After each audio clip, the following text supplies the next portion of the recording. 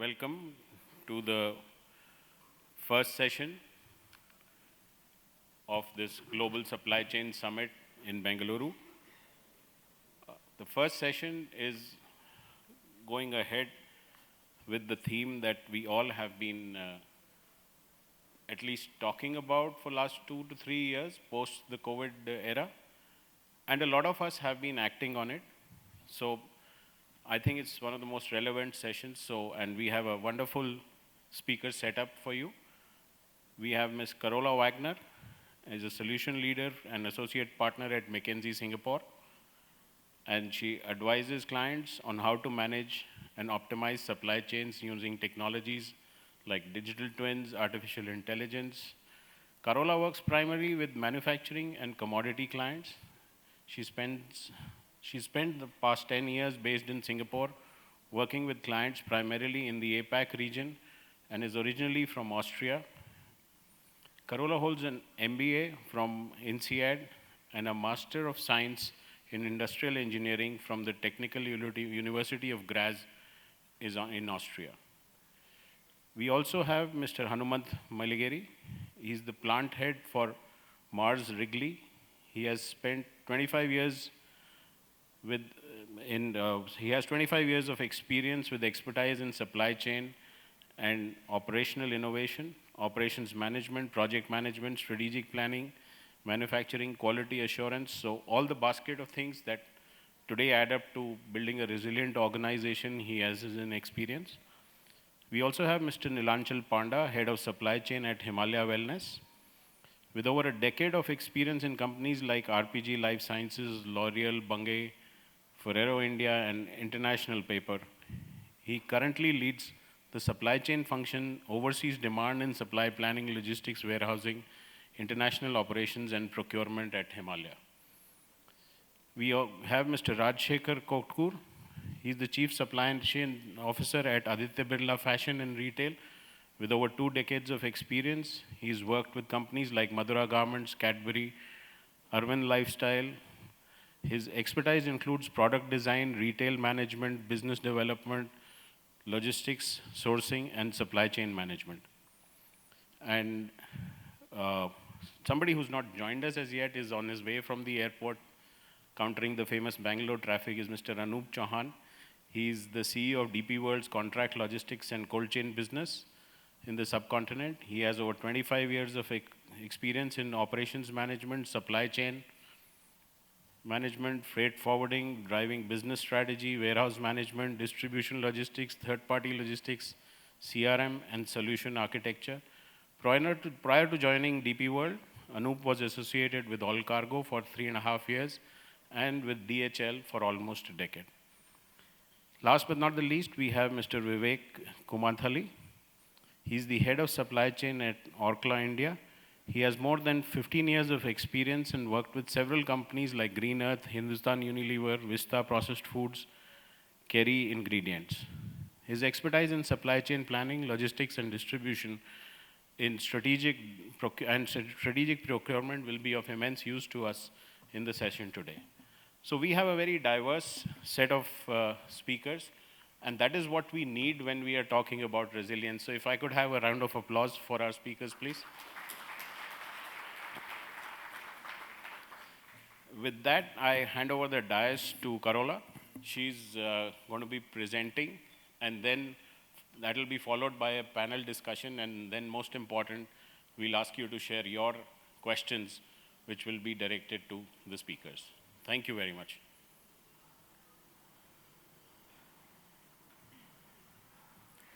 Thank you, Anil, for the introduction, and thank you to CII and the organizers for inviting me again. This is my second time here in India at the Global Supply Chain Summit. I already was here last year, and it's always exciting to see what's happening in India. And also, I'm honored to share those perspectives and experiences that I see in my work with clients globally on supply chain resilience and supply chain optimization more globally.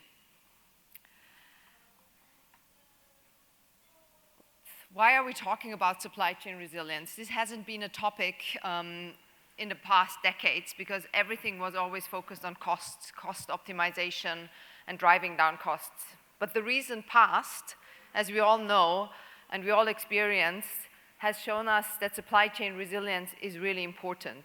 Starting with the COVID event that has impacted not only the companies that we're all working for, but also has impacted us on a personal level in many cases. I still remember going to the grocery stores and not finding the products that I usually buy 5 years ago. We have seen that supply chain resilience is really important. There are geopolitical tensions going on in this world. There are natural disasters caused by climate change, and there are significant economic shifts also in India happening that require companies and supply chains to adapt. And thus, the topic of supply chain has made it to the C-suites of this world. Because that really costs money. So supply chain resilience is not only is not only there for the sake of it, but it really costs money. Some estimations that we've done say that around 45% of 1 year's EBITDA is the impact on a 10-year horizon for companies, and therefore, many companies have started to react. McKinsey has started a survey amongst our clients globally in 2020 on supply chain resilience, and this year's version of that, 2024 version, has shown that 80% of the companies have been responding to the impact of the shocks that they have experienced. They are responding not only to that shocks, but they're also wanting to take advantage of the opportunities that the ever-evolving technology experiences allow them. So digitalization brings lots of opportunities on the resilience side and on the cost side as well.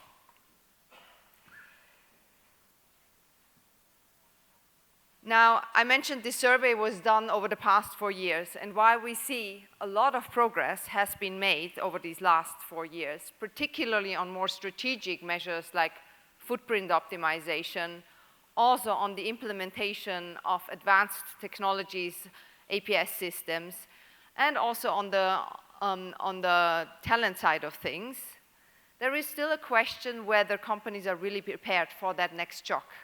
Is it more defensive moves that they're doing, or is it actually really offensive and preparedness for the next shocks to come? Particularly in the 2024 results of the survey, we saw some slowing down of some of the initiatives, mainly driven by a lot of economic pressures, high interest rates.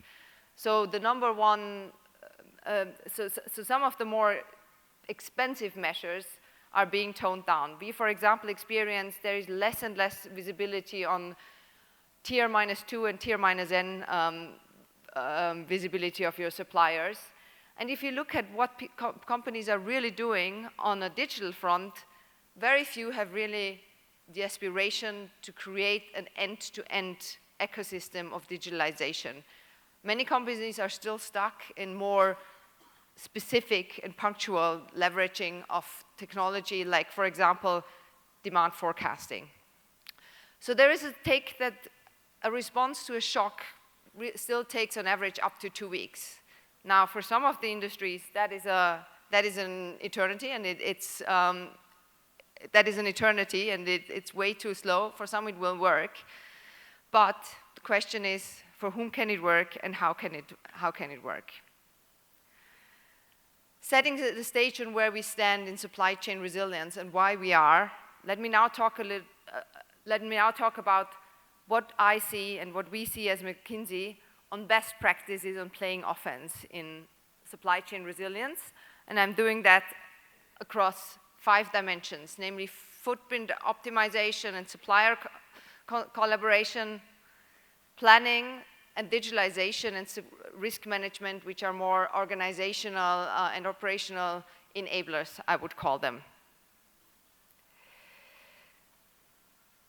On the footprint side, and I'll talk about it in more detail in a minute, we see a lot of diversification, and China -1 is one of the big topics going on. Supplier collaboration becomes more and more important. We heard before, streamlining is a topic, but at the end, our supply chains become ever more complex, and therefore having a good network and a good relationship with your suppliers is really crucial.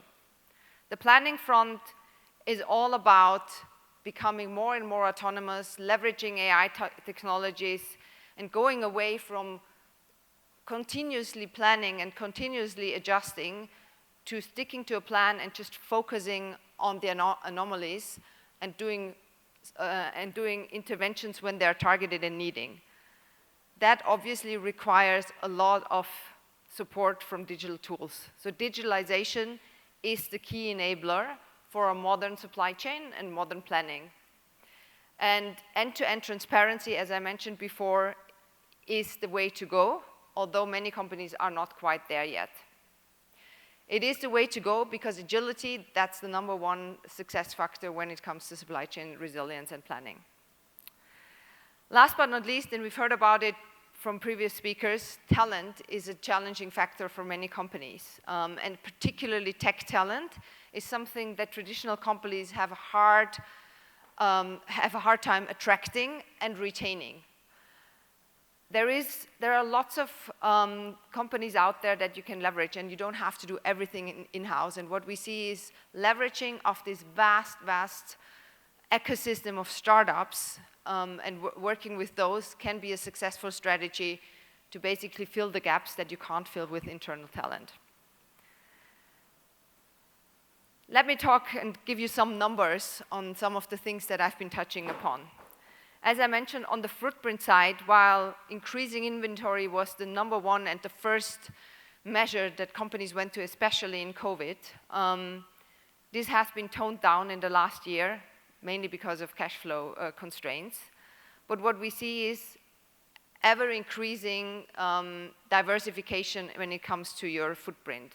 Dual sourcing strategy, nearshoring, regionalization, those are some of the measures that we're seeing, particularly based on the geopolitical tensions that we see. Let's go into some of the examples. I mentioned already China +1, not -1. China +1 is one of the key buzzwords when you talk about companies in the Western world, Europe, and the US. And triggered by the semiconductor crisis, many of the companies have massively invested in building out capacities outside of China. This is something that the Southeast Asian region is massively profiting from. Inflow and investments into Vietnam, for example, are at a stage that you have never seen that before. It is also something that India can profit from, and some of your companies can be profiting from. The nearshoring and the regionalization is going to increase further, particularly for system-critical components and system-critical materials. If you look at what, for example, the European automotive industry is doing, they're investing massively in capacities in Europe. And even Intel has now launched a new semiconductor project in Germany, which you couldn't have thought of 10 years ago, looking at the cost structure that Europe provides. As I mentioned, the current global political environment is only going to push that further.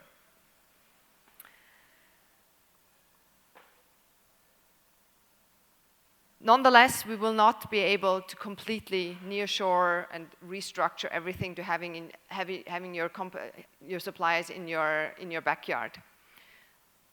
You need to have a broad supplier network to be resilient, and you need to work closely with those suppliers.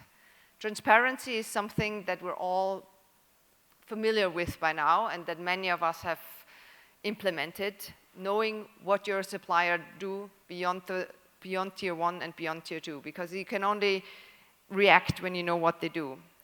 The next level is actually collaboration for performance management and resilience management. There's only so much you can do if your suppliers don't know how to respond to certain shocks.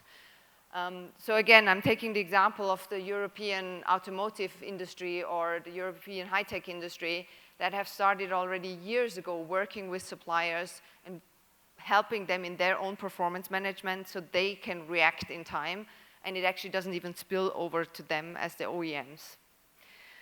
The next level of supplier collaboration is then not only transparency and performance management, but really working with them jointly on innovation and product development. The later, for example, you can do diversification of SKUs, the better and the more flexible you are.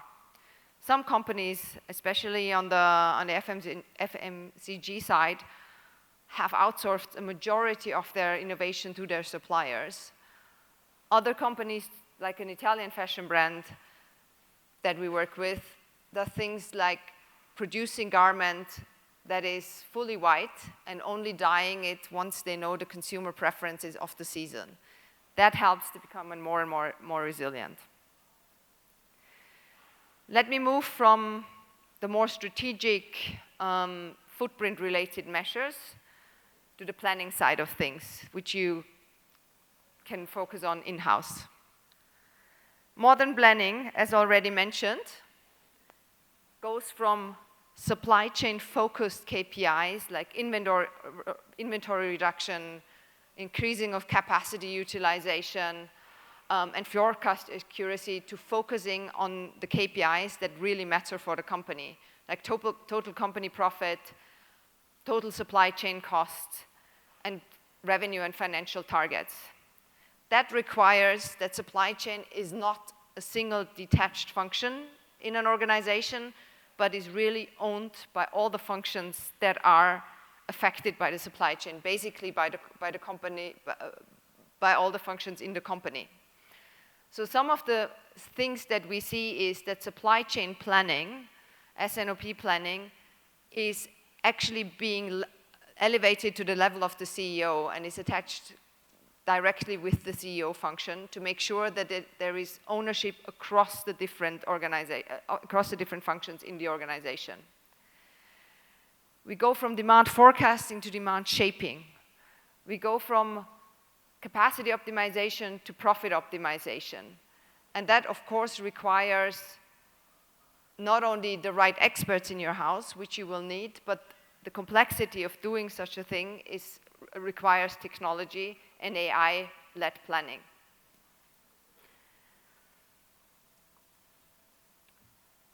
AI-led planning, the backbone for that are the so-called supply chain nerve centers, which are powered by advanced planning systems. Our survey, and I admit the survey is a bit skewed to the Western world, shows that more than 3/4 of companies have already embarked on the implementation of an advanced planning system or are even done with that. This means they have implemented systems like SAP IBP, O9, Kinaxis, Blue Yonder, that allows them to get end-to-end connectivity of their data and end-to-end visibility of their supply chain. I think our panelists, we will talk about that later on how much supply chain nerve centers and APSs are already implemented here in the region. But I know that companies, the leading companies here are also doing it, and it's not only a topic for the Western world. Tata Steel, for example, has been implementing Blue Yonder over the past few years.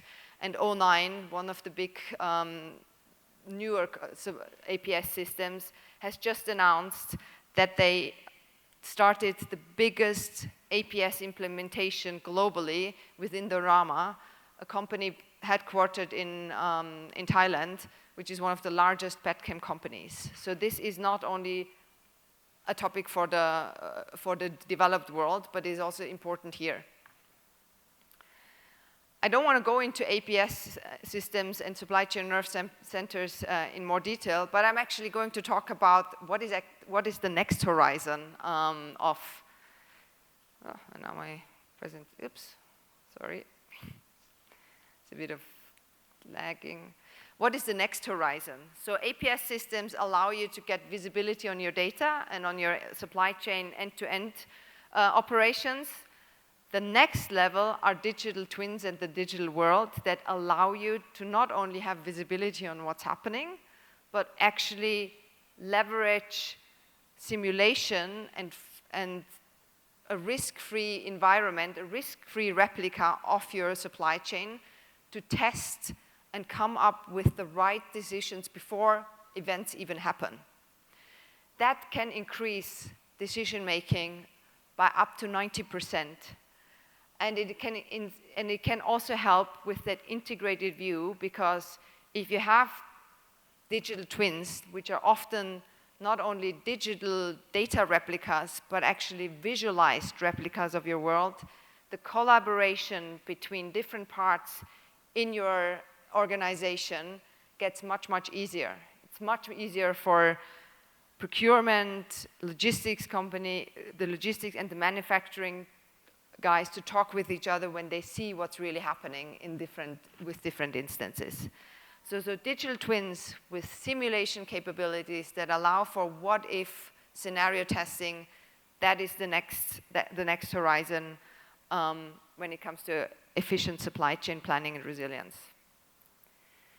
Many of the leading companies have been leveraging digital twin technology already, and this is nothing new. In the manufacturing world, they have existed for more than 20 years already. What is different now is that the evolution in computing power allows for these twins to be much more efficient and much more broader.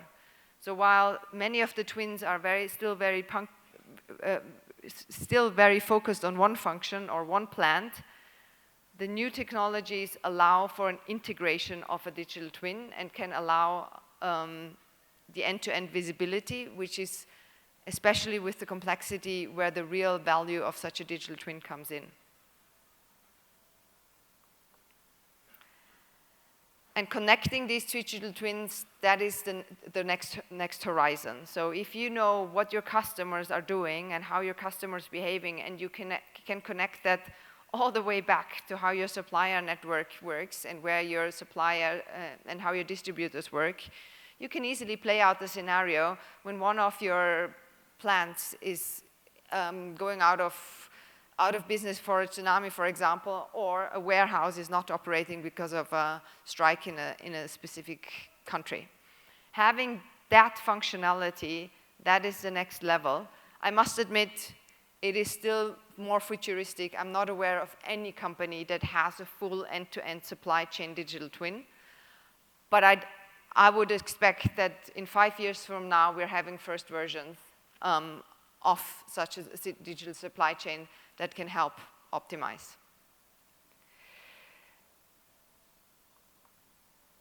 Many of you will say, well, that is all great, but we don't have the people to do all of that. Fair point. I think while the tech talent has become more accessible again with the tech crunch and the tech industry kind of breaking in, and especially with GenAI coming up, a lot of talent will be freed up. There is still a big shortage, and only 26% of our respondents to our survey said we actually have enough supply chain talent. The rest say we have some talent and some capabilities, but not enough. Particularly on the technology side, we're lacking the talent.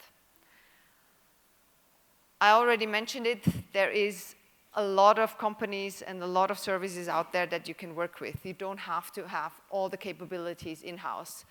I have listed 5 of them here. I could probably list 500,000 globally that are working in that space and that you can working with here. So think about what capabilities do you really want to and need to have in-house, which are critical, also which you can attract, develop, and retain, versus what are some of the capabilities you don't need to have in-house and actually you cannot attract and retain on a long-term basis. I've given an overview, and I admit it's been a bit of a rush across a lot of different topics and a lot of different dimensions of supply chain resilience. I'm happy to answer any detailed question about any of that.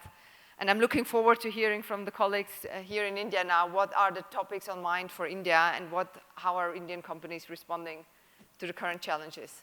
Thank you. Thank you, Carola. Taking up where you finished your presentation and the question regarding the challenges, I would like to ask Vivekanand, my colleague on the right, as to when he is managing a supply chain or has managed various aspects of a supply chain, what are the challenges that he has faced? Good morning, good afternoon. So I think I would like to give a little more emphasis and throw light on something external stakeholders, internal stakeholders, and the top management, which we need to take a confidence. So something I would like to talk about supplier maturity ecosystem. So I come from food industry, where you cannot expect all the suppliers to be very fancy and having the high-end infrastructure. So probably when we buy a flour, when we buy pulses, when we buy all the agri-commodities, probably the understanding of the resilience is something which is still nascent, right? So say for example, I want to set up a digitalization with them. So probably digital maturity at the supplier end is not on par with the way I think. Probably that understanding gap is still to be done. Hence, a lot of focus today we are doing it on supply mature ecosystem.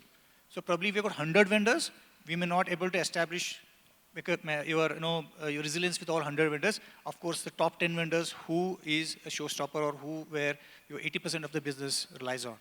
So just one part. The second part where I'm talking about is the internal stakeholders. Say for example, today I have a risk of rejections. So I go to my procurement and say, look, boss, this is a high rejection SKUs. I need supply to supply 3. The moment we go from supplier 1 to supplier 3, I need to dilute the share of business. The moment I do dilute the share of business, I give it to somebody else. The supplier one says, my volume goes down, I need more price. But this price doesn't work out, right? Whereas, if you also go back and say, look, boss, there is another vendor, if I want to develop a second vendor, my PD says, look, the specification is not matching, right? These are the few internal stakeholders and external stakeholder challenges which we are facing. Of course, not but the least, the management where we need to take him into the confidence. No matter what measures you've taken, there's a cost involved in it. So somewhere I see the journey really to be resilience at no cost. From there, if we want to move to the smart resilience supply chain, is something which we need to be there. And we need to walk that extra mile. We need to walk that bridge as to take all these stakeholders along with us to reach from no cost resilient supply chain to a smart resilient supply chain. So these are 3 stakeholders which we need to confidence is where we are facing a challenge. Very, very aptly put. Nothing comes for free. Anup, from a service provider's perspective, it's very important that, the product holder, the corporate, sees things differently. But what challenges do you see in building a supply chain from a pure service provider's perspective? So thank you so much. I think it's been a great interaction and the starting has been great. But why we're talking about resilience, I think that's a very important question today. Economical changes, demographical changes, my colleague was talking about China +1, why that theory has come up, why it is needed. Because from the just-in-time, we are moving to just-in-chaos situation with the changes which is happening all around us. Recently, we had a airline system failure in India, and we thought the Blue airline, which is our favorite, would be able to come over it. But to all of our surprise, it was the Red airline, without taking the names, which was able to do a better job because they knew the processes, how earlier it was done. So I think that is also a portion of learning.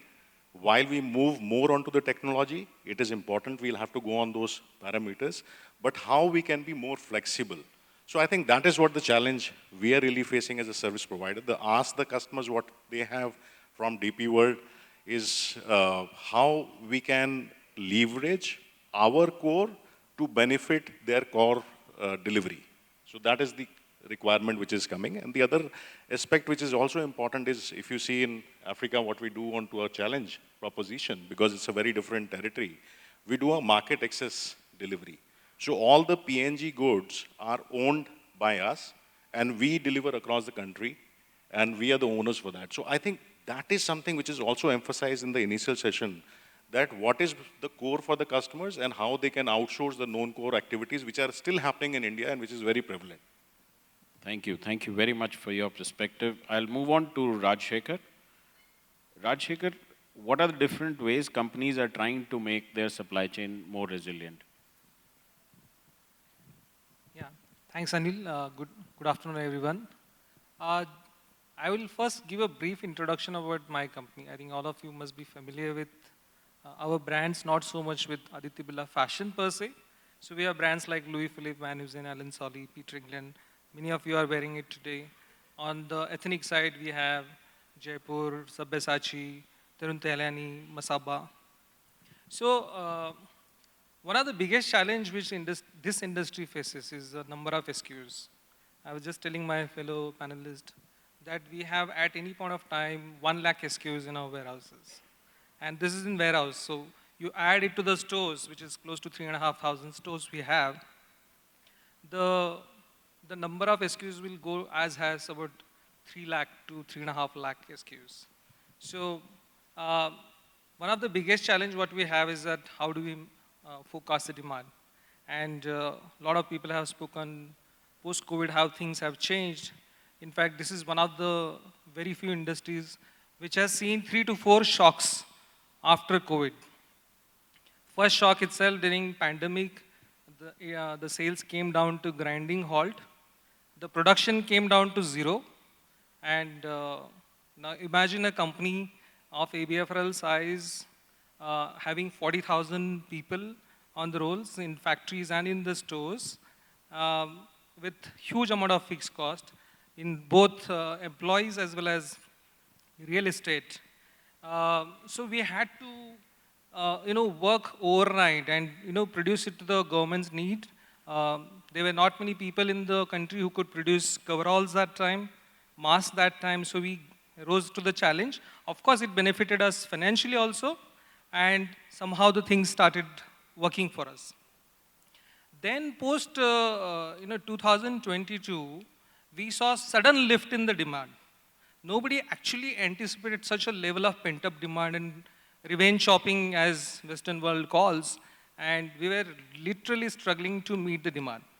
And then the third shock came after the pent-up demand and the weddings which were pending for some time happened. We literally saw again the demand dropping.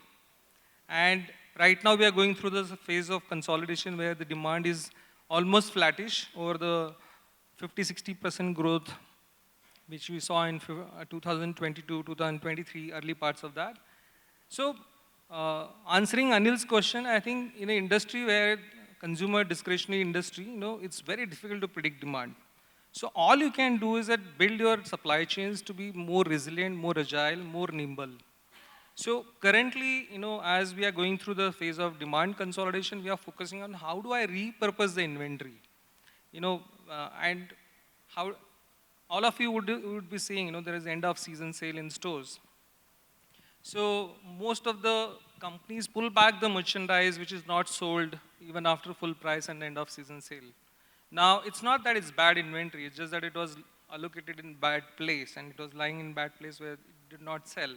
So we get it back, we repurpose it, we make full size assortment and then send it to the stores which are more capable of selling that.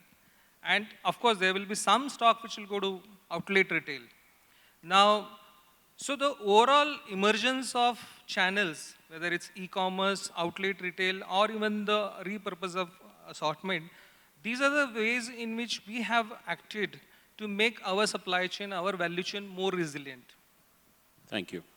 If I was to flip the same question to Hanumant, in your industry and particularly in your company, what are the things that you have done to make your supply chain more resilient?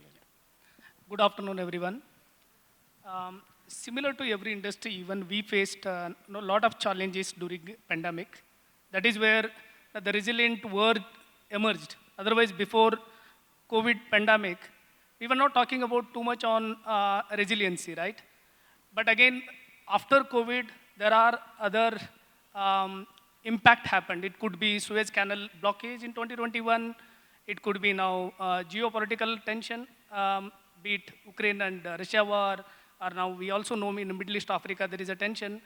And also there are trade regulations are changing. And all this is leading to a lot of challenges, particularly the organization which are dependent on global supplies.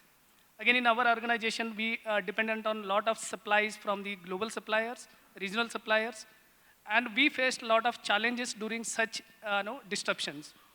So what we have done after that is basically now the first focus was on diversifying our supplier network.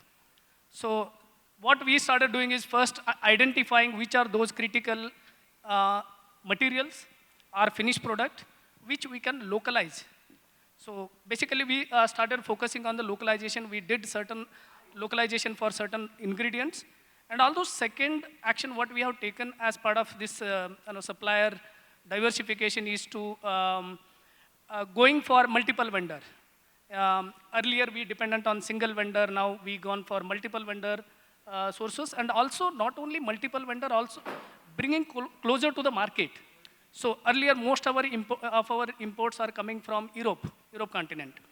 And then we started focusing on how can we bring it closer to the India, and that is where we started identifying certain vendor base in China as well. So right now, at least 80% of our single source, which was there, which we moved to now dual sourcing, and also it's localized and closer to the market. And the second one, what I just wanted to highlight is on the business continuity plan, which we are working on. And I just wanted to give two examples, which currently we are working on the business continuity plan. One is we have certain core SKUs in our list. So those products, we have been working with the global leaders to identify which are the sites globally they are manufacturing similar product. So this is what now in advance we are trying to take a step before even disruption happens. And now for every core SKUs, we are trying to identify where we can source it in case of disruptions. And we are also now really working on with them to identify what are the trade requirement, licenses requirement, so that we can keep ourselves ready before disruption happens. So this is a kind of some business continuity plan we are working on it. Thank you. Neelanchal, my question to you is that your company has seen if the general drift post-COVID is right, and even during COVID in Himalaya, in other Ayurvedic drug companies, there's been an upsurge of demand all through. Now, that's a good challenge to have, but how do you make yourself or your company resilient to the ups and downs of demand and production constraints? It's quite a interesting thing for us to know. I think here is a case. The problem that Himalaya has is, I think every company like of our size has a similar problems, be it FMCG or CPG or Ayurvedic companies. But I think the way that we deal is very differently. We manage all our capacity through a buffer management process, where we keep good enough protective capacity. I know that when I say protect capacity, it comes at a cost, but I think we're smartly managing the capacity in such a way that we have product A is a backup to supplier A versus the reverse. So both the suppliers are fully optimized, they are backup to each other. So I think the first strategy that we manage is managing the buffer. Second that we use as a part of this resilient is keeping the distribution nodes at a very strategically identified intermediate positions. Say, for example, if I have to go to a location, say Guwahati, and since the demand is very fluctuating, I'll go halfway through and wait in Kolkata, and wait for the demand signal to come, whether from Bhubaneswar or Patna, Ranchi, Guwahati, and based on the demand signal, I'll move from Kolkata. And therefore, my transit time from the plant to Guwahati, if it takes X, if I go to Kolkata, it becomes 1/3 of it. Third thing that we are actually have been doing is we are really leveraging information technology in our favor. We have beautiful systems. We have a fortunate to have a very solid IT infrastructure built in. All our informations are available on our fingertips. So we have Power BI, SQL, a lot of exception outlier reports gets alerted to the managers before even the event occurs. So to be resilient, I think we have done two things: buffer management, having the distribution nodes, strategic locations, make use of IT, and fourth and biggest thing, I think that's the empowerment of that. Yes, we empower the people on the ground. While we are thinking at a global level, we've empowered the people on the ground to take the local decisions at the local level, right? The problem what is available in HP is very different from the problem in Vivendi. And therefore, the local people sitting in the local area can handle the problem far better than the people sitting in the corporate office. And therefore, empowering them and giving them the freedom to take a decision is another way that we are building it. Thank you very much. You also brought out the cat out of the bag, which is technologies. So if we could just go around the mic to back to Raj Shekhar and to Vivek after that, as to what are the technologies that you guys are using to make your supply chain more resilient? So technology is very special for us. From 1995, we are the only company probably, who takes the order from its customers, distributors and agents only through net. It's 3 decades back also we had. So we are really, pioneers of using technology. We are the first one to implement SAP, AFS in apparel, footwear in the entire Asia. So we take pride on that, and as Carola was saying, a lot of advanced planning systems have emerged. We are the one who implemented O9 in 2017.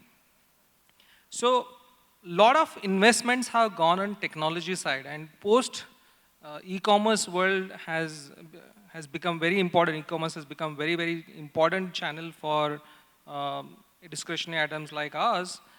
We have invested a very huge amount on order management, order orchestration, world-class warehouse management system.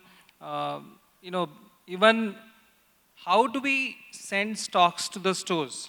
For example, when you have 1 lakh SKUs, which I said, and you have 3,500 store combination, and your typical MOQ quantity, what you produce in a style code is about 3,000. So there's a lot of, analysis needs to happen. So our orders get synced, actually the store sales, every day's sales get synced at around 11 o'clock.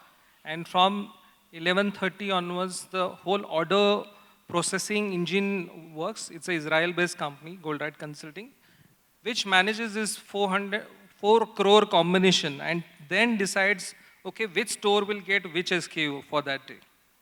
And that happens in a span of about 2.5 hours, and morning 6 o'clock, the orders are ready for the warehouse. Warehouse opens at 7 o'clock. Again, it's a fully digitized, I can say, the warehouse. Nothing happens on a paper base. It's completely handheld terminals, whether it's e-commerce orders, whether it's our own stores orders. That's from the order management perspective at warehouse. And then you have full track visibility in the entire supply chain, right till the goods gets delivered to the store or to the consumer. And then vice versa on the reverse side also. If let's say as a consumer you want to place an order, you want to pick up something which you did not like, unfortunately, then again there is a whole lot of technology which is enabled. How do we get that moment, where customer is asking us to return? How do we pass on this notification to our logistics service provider? And then logistics provider does a QC check at the doorstep, where he checks, okay, these are the 6-7 parameters we would have transmitted to them through EDI, and then he decides, yes, it's the right thing to pick it up, and then refund also happens within 2 to 3 minutes. So it's an end-to-end, full-blown technology landscape we have, and for us, actually, it's not a choice. If you have to be in the apparel business, you have to have technology. Otherwise, you cannot do business in this. But something would have changed post-COVID. I mean, actually, what did you do in the last 2 or 3 years to just, I mean, I agree that, it's a complex business, has to be run on technology. But something would have changed. What was that? So, very good question, Anil. Actually, we have large warehouses which were servicing to our physical brick and mortar store. Now, post-COVID, again, the sales in offline really became 50% in the first wave, after first wave. So we had no choice than to gear up for e-commerce. And now imagine a 10 lakh square feet network getting ready for e-commerce orders. 60, 70 lakh units are exposed to both physical world as well as e-commerce world. So we expose the same inventory to both online customers as well as offline our stores like Shopper Stop, Lifestyle, even our own stores. It's very complex because if you have one SKU which is, let's say only one piece is left, now whom do you service? Again, a whole order management engines are deployed to handle this. So as far as the physical infrastructure is concerned, I think it was difficult, very difficult transition for us to move from brick and mortar servicing to both brick and mortar plus online servicing. And I think it took for about 5-6 months, but I think we started with separating the inventory. But then very soon we realized the choices which we were giving to our customers were very limited to that what was separated out inventory. And then we had to take this choice that, okay, we'll expose the entire inventory. And that's how we are done. And plus, we also service from our own store. So that's another thing, omni, which we say, omni-channel or servicing. So again, that's a big change on technology as well as the mindset of the store employees that online orders are also important. Thank you. Vivekanand, your take on technology. I think I'll just not only quote the practices in current organization. I think I've come across a couple of where necessity is the mother of invention. I can say where we start going for technologies. Currently, we are relying on an advanced scheduling notification to the supplier, so the vendors get their notification of when they have to supply and whether they get the confirmation. Ensure the confirmation, the commitment is taken. That's one part. Another is we have the advanced replenish system, wherein from CDC it goes to distributors without any manual intervention. When the stocks goes on to the distributors, it gets signaled to us, and then the stocks move towards the distributor. So I think there's a lot to ground to cover in my current company. The only challenge is are we getting the payback? What is the gestation period? Right? We adopt technologies, as I was saying. So we need to know whom we are working with. The supplier maturity ecosystem, the digitalization maturity around us is what will matter before we invest into technology. Just go back where I was working for one of the flavor house, where we were importing a lot of chemicals from across globe and during COVID era, and that was a very toughest time where COVID hit, and there is no whereabouts and where is a container, where is a ship. Probably then I think we went on subscribe something called Go Comet, where it's an AI-enabled platform wherein it gives all the information on berthing, vessel berthing, port congestion, and the movement of the containers. So that really helped us to navigate our supply chain, our customer orders, or commitment to our customers. Otherwise, before that would have been very difficult. Just before that, we also was when I was working with Mumbai-based company Vista Foods, where we used to have a weather forecast from the SkyMet, where when we know that in a certain area we could have highest rainfall, we used to work on the latest supply chain, which goes into McDonald's stores. So I remember there when you get this information in advance that there's going to be heavy rainfall, we used to go for early maturity of the crop, cutting of the early maturity of the crop, and that saved the crop, right? So these are the technologies. Time and again, when we face the challenge, we have embraced them and able to run the supply chain seamlessly. Thank you. Anup, if I flip this question to you in a different form. So you see all the customers globally, India, Africa, they have started adopting new technologies post-COVID for their making their supply chains resilient. But the service provider is the one who's executing under the cloud of those or umbrella of those technologies. So what are the challenges in implementing those technologies from a service provider's perspective?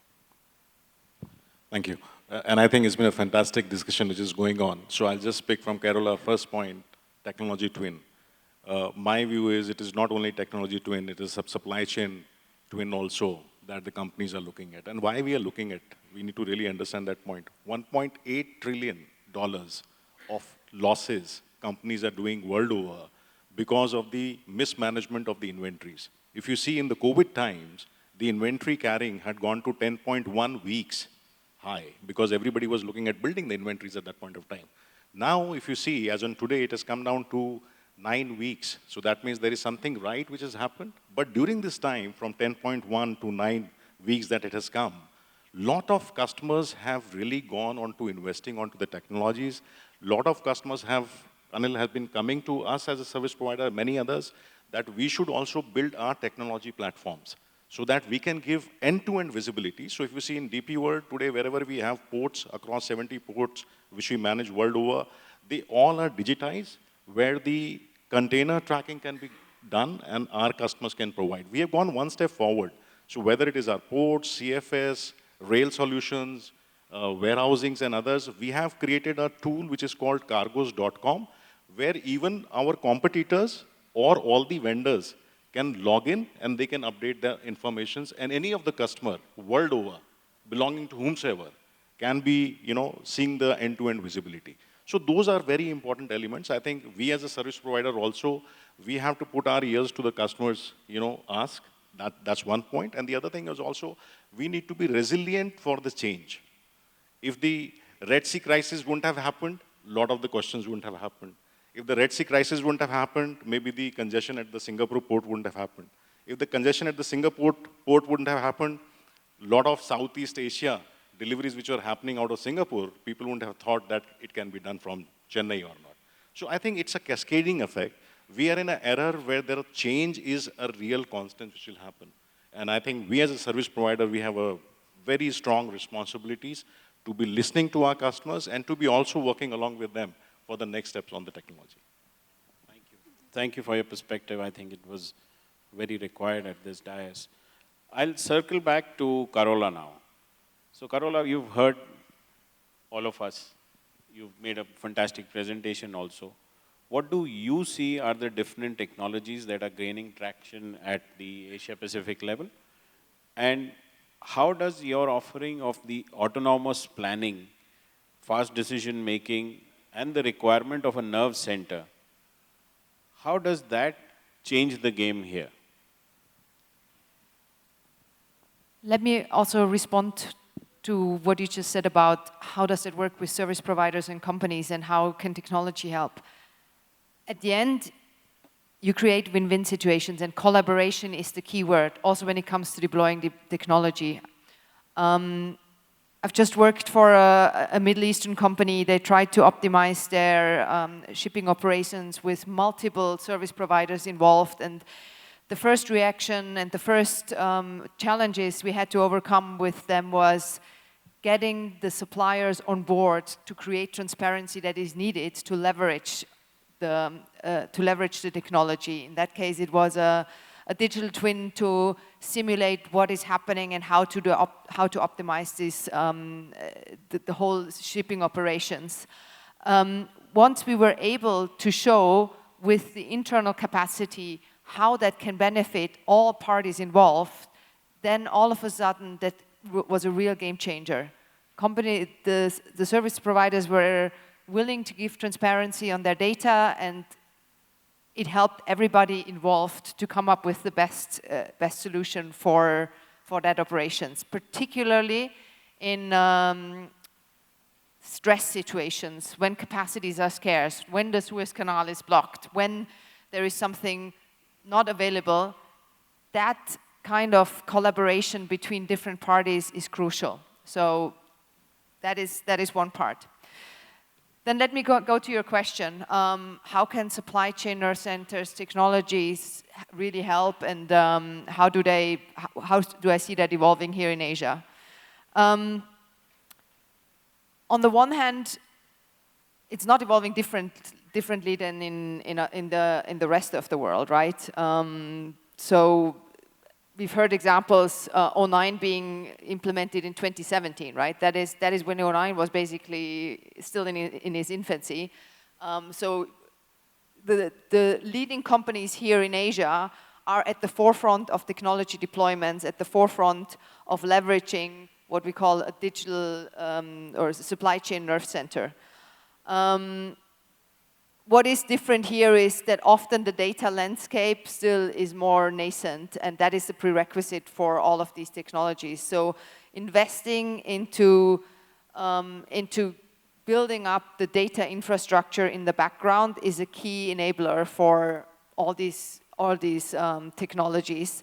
And again, I don't see it as a technology challenge, but it's more of a mindset challenge. how do you also need to change how do you need to change your processes and your operations that you get to the right data, right? How do you get your partners? How do you get your own salespeople to put the information into the system that is needed to optimize everything that's coming behind? That is one thing. The other thing that I would say is, if you look at what I talked about, these end-to-end digital twins, and I've mentioned this is more visionary at this point than reality. One thing that I can also say is don't get too intimidated by that huge shift that is required to really leverage the technology. Most companies, and particularly the ones that are deploying and implementing supply chain nerve centers, start small. They're focusing on that part of the value chain that is most critical, that brings most value, and implement the technology and transparency from there, rather than trying to do it end-to-end. The worst mistake you can do is trying to create an end-to-end supply chain nerve center without having a staged approach, without having an agile approach that brings you value along the way. You will lose not only your board or your C-suite when you do that, when they see millions being pumped into an effort of digitalization with no return, you will also lose the organization that is involved in doing this, creating this implementation. So going staged and being prepared, that is something that I also see is really important, especially when you're not as far as advanced as some of the bigger companies. But maybe some of the colleagues who have done that more recently can comment what's the key success factor of such an implementation. Thank you very much. If starting from there, if I could have 2 lines from everybody on the autonomous nerve centers that you would like to build, acknowledge, or do. So let's just start from Vivekanand and then move forward that way. When this topic came, the autonomous nerve center, so I happened to speak to somebody from Accenture, from where this concept is getting, currently getting, used or, being implemented across the globe. So here it talks about all the different level data management, pooling of the data at the RM requirement, at the plant level, at the line level, the information, being gathered from the supplier, their challenges, their capacity, their suppliers in turn. All this information is routed through a autonomous nervous system where the decision making happens. They goes to say that when we talk about autonomous nervous center is where your own plant, if fails to, does it go wrong? Or doesn't go as per the expectations, what do we do? What are the option 2, option 3 mechanism you have? How do you reroute the entire supply chain with the available data? So all the information of your plant, your 3Ps, your existing factories is pooled into a central database, and from there somebody is going to take a decision. So when they take a decision, it's just not about a plant level profit center or cost center, it's about the entire cluster profit loss, the decisions are taken. Hence, it is an emerging concept which I don't know whether it will exist in sooner, but then it's a future which they're talking about, and where you see the cost reduction happening in a bigger way, where you don't require a plant manager, you don't require a supply chain manager, you just require a database, a AI-enabled platform, the input is given, and then 2-3 people sitting in this autonomous nervous center and taking decisions on where to produce, say, the basic concept of plan, source, make, and deliver. So these are 4 things will be ensured through this autonomous nervous system, nervous centers. Thanks. If we could quickly move, then we have to open for questions. So Rajshekhar and then Mr. Panda on 2 lines on the autonomous nervous centers that people are talking about. Honestly, I must admit that I'm not really familiar with autonomous nerve center as a concept. It's fairly new. However, picking up from what Vivekanand said, I think we also have this many times the decision making which needs to be done where there is a constraint. Now, there is only so much of capacity which is there in factories, and we need to decide which one to produce and outsource versus in-house. So we have implemented all these algorithms in our planning systems where it's fairly system-driven decisions, and all we manage is manage the logics in the system, and the output is given by the systems which were implemented like SAP, EWM, SAP, and O9. And similarly, when it comes to managing, order allocation engine, as I mentioned earlier, it's fairly systematized. I can't tell which customer will get the stock or which will not get. It's all done through systems, and hence to some extent, I think we are ready for a concept like this. But yeah, I mean, it's still fairly new to me. Yeah.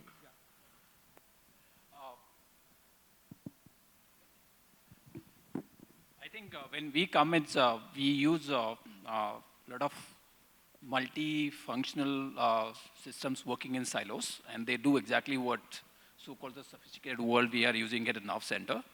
But having said that, we have realized the importance of or the benefit that will accrue if you have to follow one system.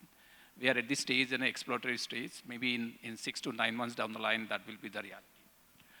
So as we speak, as Raj rightly said, we have system which does the optimization, which builds in what-if scenario, it builds a scenario allocation, does the profitability index, all that. But there are multiple systems that have to go, and that the problem that any supply chain follows is the synchronizing one system and another is the problem that you are facing. And therefore, we have already embarked our journey in getting into the likes of Nub Center. Maybe 1 year down the line could be the reality for him. Thanks. Anup, your quick take on it? So I think I'll put it in a very simple manner, what I understand, while, the points which has been done, which is absolutely essential.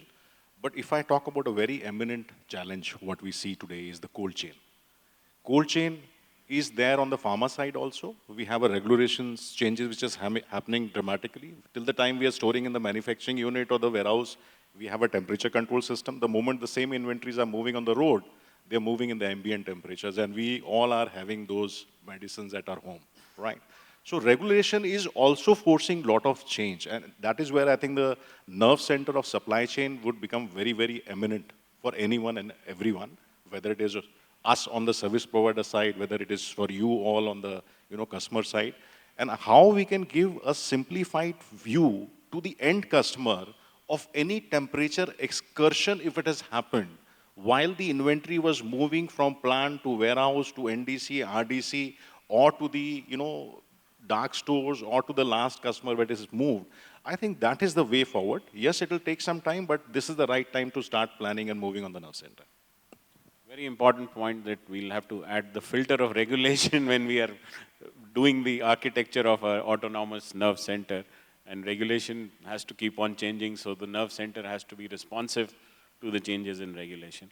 So I guess if the audience has heard our views, it's time that we pass the mic around and have some questions. Please make the question relevant to the topic of this session. Identify yourself and direct the question to anybody but the chairman of the session. Thank you.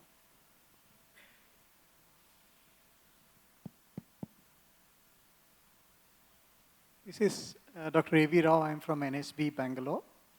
My question is to DP World, Anup sir. Sir, as you know, we are constrained with a lot of logistical problems and challenges. And India is embarking on multimodal logistics parks. How well DP World is connected with this topic, and how you propose any new measures which beyond this multimodal logistics park policies which are framed by Indian government, you can come out and give some proposals for the betterment of the situation. Thank you. So I think one thing which is very eminent is that our investments outside Middle East in any country has been the heaviest in India. And we'll continue to invest in India the more for the various right reasons, because this is the future, demand geography. This is where the change management is happening. And if you see, we started as a port company, but if you see the services what we're providing in India, we have ports, we have CFS, we have rail solutions. There are trains which are moving from one location to another across the country, helping your exim containers move, or even the domestic containers which is moving.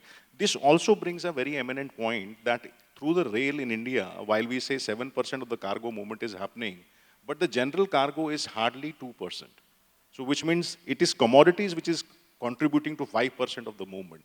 And that is where the multimodal parks and the direct freight corridors are also getting set up so that the cargo trains can move directly on the cargo specified lines, can serve the percentages what we see in the Europe. So in Europe, approximately 40% of the cargo movement happens by rail. So I'm not saying it will happen tomorrow, right?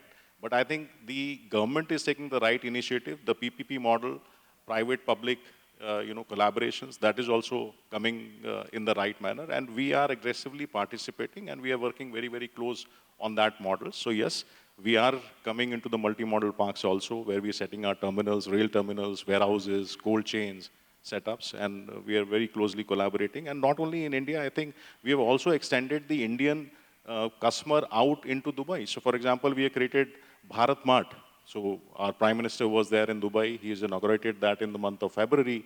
This gives anyone and everyone in India who's producing or designing or manufacturing something to showcase their products in Dubai. And Dubai is the hub to the Middle East and African market also. And those products then can be exposed to the larger markets. So we stand committed there. Thank you. Do we have another question? From there, gentlemen, can you pass the mic here? Okay. Somebody has already grabbed the mic before you, so.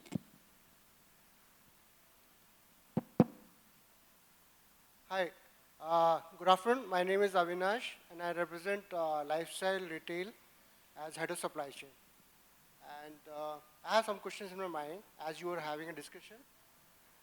We are using digital technologies to capture our demand and supply.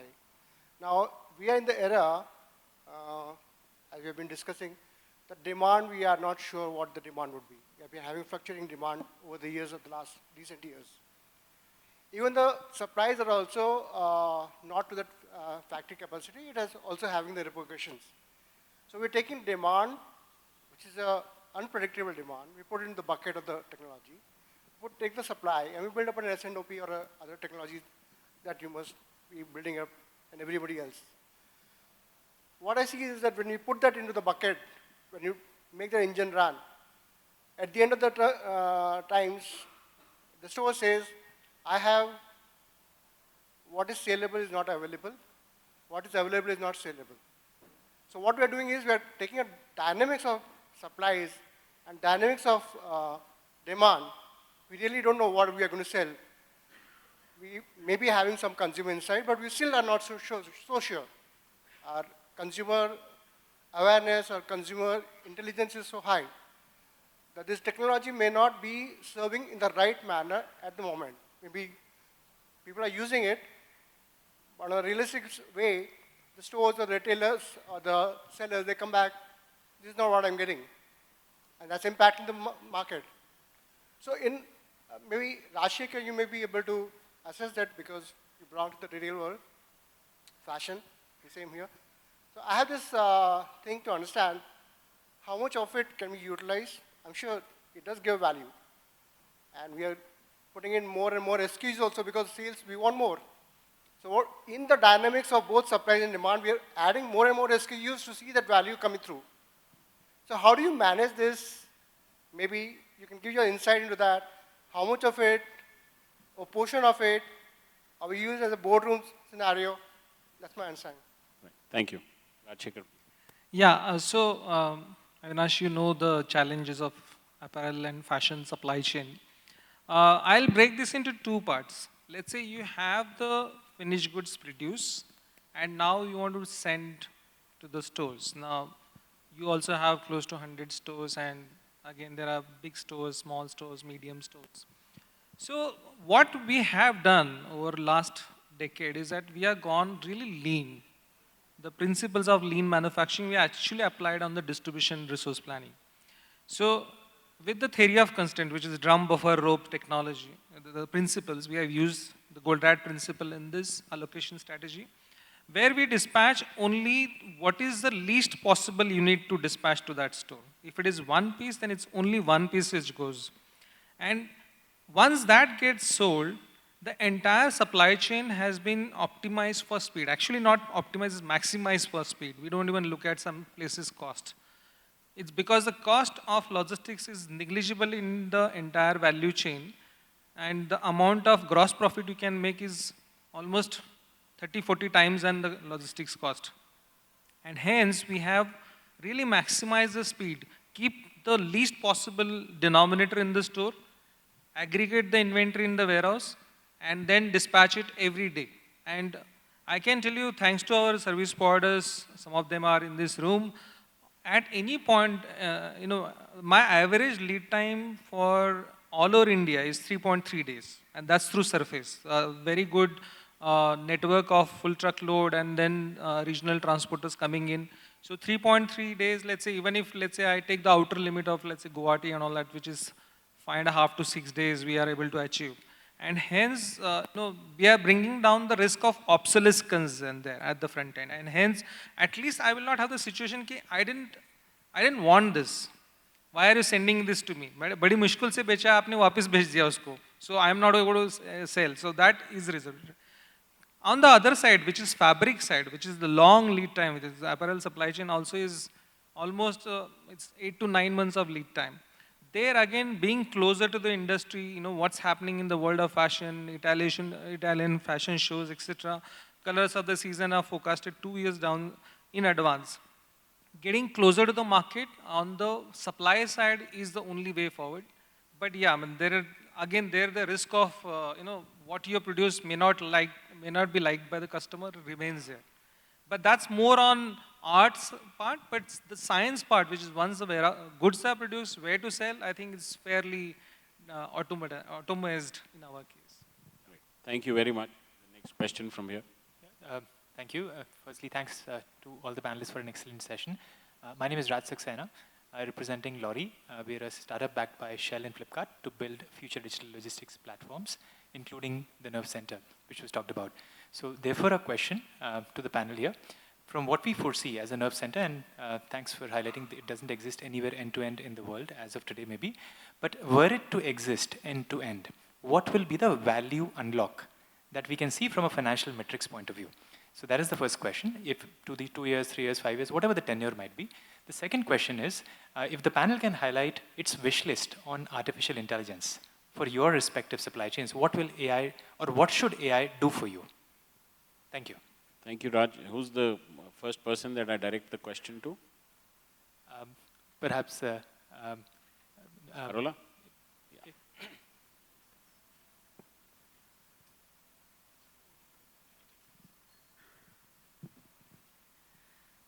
The question was on what the Nerve Center can unlock in terms of value.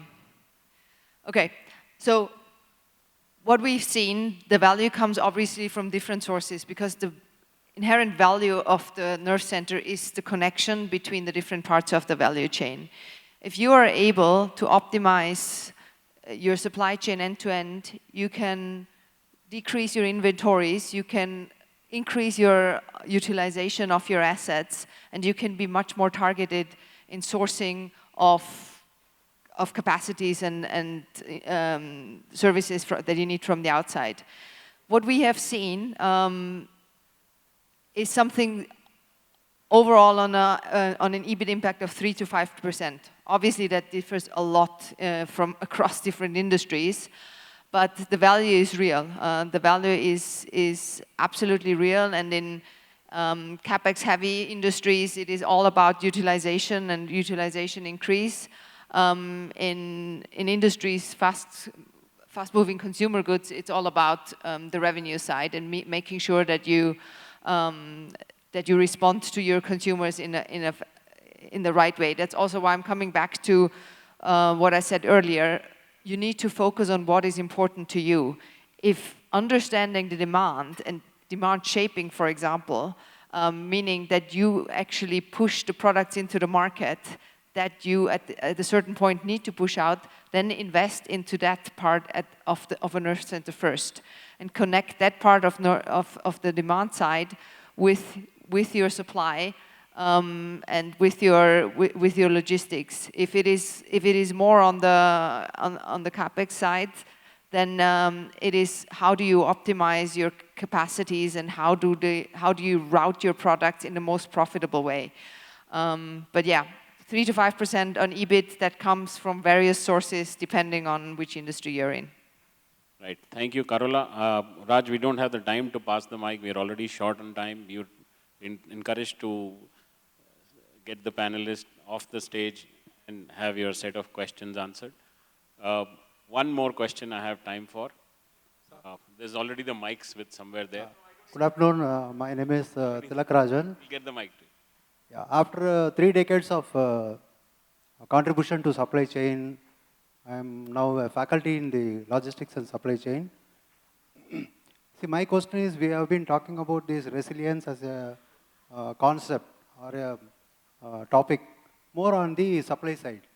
Like our 11 o'clock, our supply chain, what do you call, order management engine will run, which material has to go to which stores or which outlet, all those things. On the other side, are we including in these kind of engines our channels? How is the inclusiveness of resilience in our channel partners? Take, for example, a simple food product like a paneer or a milk or whatever it is. We send it to different stores, superstores or whatever kind of stores, D-Mart, okay? Or there are different stores, Reliance Smart, More. How are we doing the inclusiveness? Like Sir said, what is the last mile connectivity? When the warehouse is storing at a particular temperature controlled warehouse for these materials, how is the inclusiveness for the channel partner?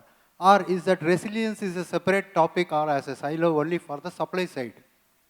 Very good question, sir. Who do I direct it to? Sir, one more attached question, sir. Yeah. When the college students are coming out, because I am a faculty, I am able to know the mindset of the students. I am taking classes in supply chain for MBA students. Absolutely, there is no mindset of, oh, I am going to work in a supply chain or a logistics field from tomorrow. Absolutely, there is no awareness. How is the education system is going to be included in these kind of concepts? The topic of the session is resilience, so we'll stick to resilience. And okay, sir. Which panelist do I ask the question to? Maybe Mr. Ray from Aditya Birla. Okay. So I think very different take on inclusiveness. Actually, I didn't anticipate this question, but when the whole allocation process itself is fairly agnostic to where I'm sending it, whether it's my own store, whether it's Shopper Stop, Lifestyle, Pantaloons, or Reliance, or even the mom and pop stores, itself is like a testimony that we are bringing everybody at the same level. However, maybe I will extend the question a little bit more on that. And I think if we are talking of inclusiveness to understanding what are his or her pain points, then we have many such cases where we jointly work collaborative projects with them. I can tell you, for example, there is South-based chain Pothys, where we have helped them on replenishment process, where we went and told them, okay, look, these are the kind of designs we can sell for a longer duration. You don't have to worry about the festivities, etc. And we have developed an auto replenishment system with them. And there are many such cases. We are doing jointly projects with, for example, Agio, with Flipkart and Myntra, where we co-develop the products for them, and and basis their need, and hence we are able to fulfill their demands. I think if I have answered this question on inclusiveness. Anup will also elaborate. So I think when we talk about inclusivity, and this is a very good question, especially coming from the mindset of the new generation which is coming up. So let me tell you, the supply chain in India was the most down-looking profession maybe 30 years back. But today, this has become the most proficient and most looked up to profession. So I think that is the change which we are seeing. We are also seeing a lot of inclusivity when it comes to gender diversity. So we are seeing a lot of female colleagues which are representing. We have Carola here, but I would love to see more also representing here. But this is what is exactly happening. So technology inclusivity, people inclusivity, geography inclusivity is also happening. And I think friendly inclusivity is also happening. So when we say China plus one, it is not because of the geographical changes from US to India. It is not a better reach into India. I think it is the friendly neighborhood also which is happening, and that inclusivity is also coming. Thank you very much. We have the last question here. Oh. Yeah, thanks Anil for the mic. I am Gurpinder from Logbase Supply Chain Consulting and Solutions Company. So my question goes to Carola. So you mentioned about digital twin, right? So first thing, have McKinsey implemented a digital twin solution with any company? Yes. Okay. Yes? Okay. Yes. The question is, have we implemented any digital twin solution in companies? Yeah. Yes. Okay, can you please give a brief about the process, how it is created and implemented? Yes. Let me talk about a sports equipment company, a very big one in the US, where we implemented a digital twin for them with the purpose to optimize the fulfillment of their sales during the peak seasons around Thanksgiving and Christmas. So basically what we did is how do they shift the goods around between their warehouses and into their channel partners to fulfill the demand in the best way? How do you implement it? You need to understand first the physical flows. How does the material flow, and who are your partners that make that flow actually work? And then you need to understand how each of these nodes in the system behave. And that you do by looking at historical data, taking the historical data, translating that into mathematical distribution and equations, and then take the digital twin technology.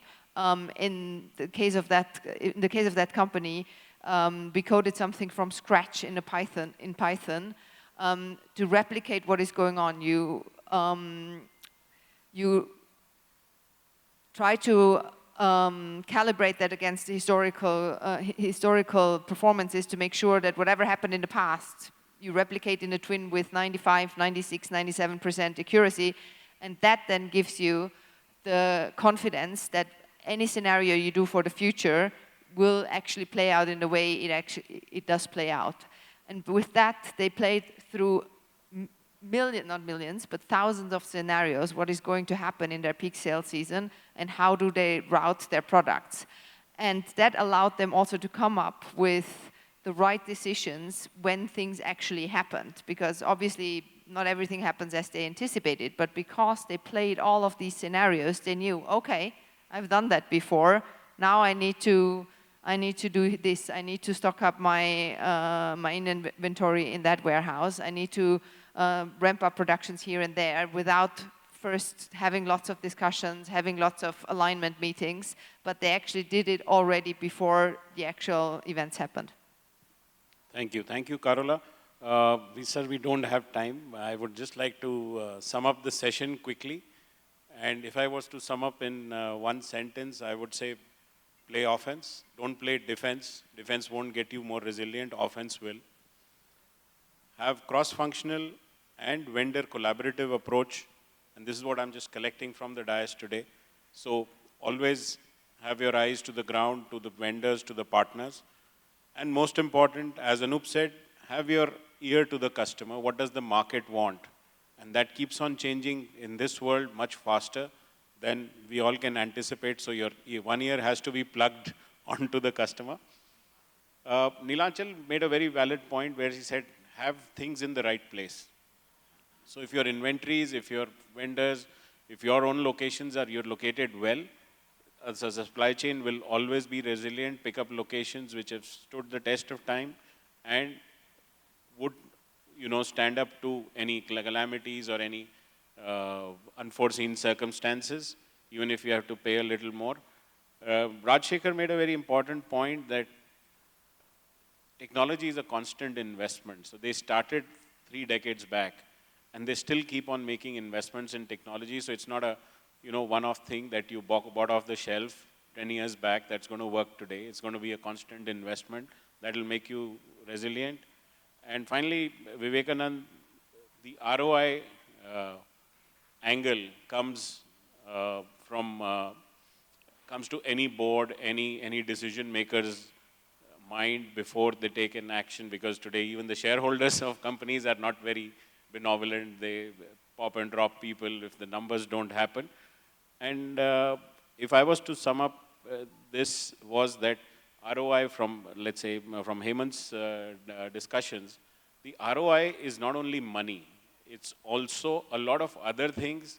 Resilience is also part of the ROI, that if your organization stands through the test of time and the black swan events, then your ROI is automatically justified. So thank you very much, Carola and the rest of the panel, for a very engaging discussion. And thank you for giving 10 minutes off your lunch time, and we shall proceed for lunch. Thank you very much.